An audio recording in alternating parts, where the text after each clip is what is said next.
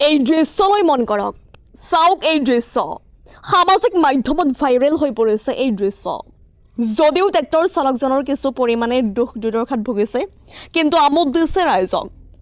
কিছু সময় অন্তত ট্ৰেক্টৰখন ৰাস্তালৈ তুলিবলৈ সক্ষম হয় ট্ৰেক্টৰ চালকজনে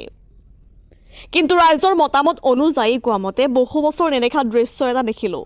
স্থানীয় ৰাইজৰ মতামত অনুযায়ী আজিকালি হাতী এনেকৈ গছ টনা বা গধুৰ বস্তু টনা দেখিবলৈ নোপোৱা হৈ পৰিছে কিন্তু আজি যদিও কিছু পৰিমাণে বেয়া লাগিলে পিছত ট্ৰেক্টৰখন ৰাস্তালৈ উঠাবলৈ সক্ষম হোৱাৰ পিছতেই নেদেখা দৃশ্যটো চাই ভাল লাগিল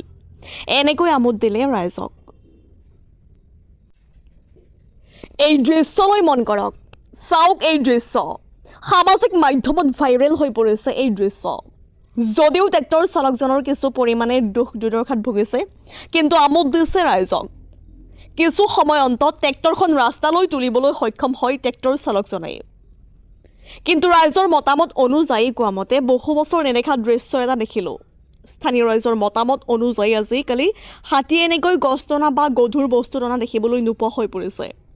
কিন্তু আজি যদিও কিছু পৰিমাণে বেয়া লাগিলে পিছত ট্ৰেক্টৰখন ৰাস্তালৈ উঠাবলৈ সক্ষম হোৱাৰ পিছতেই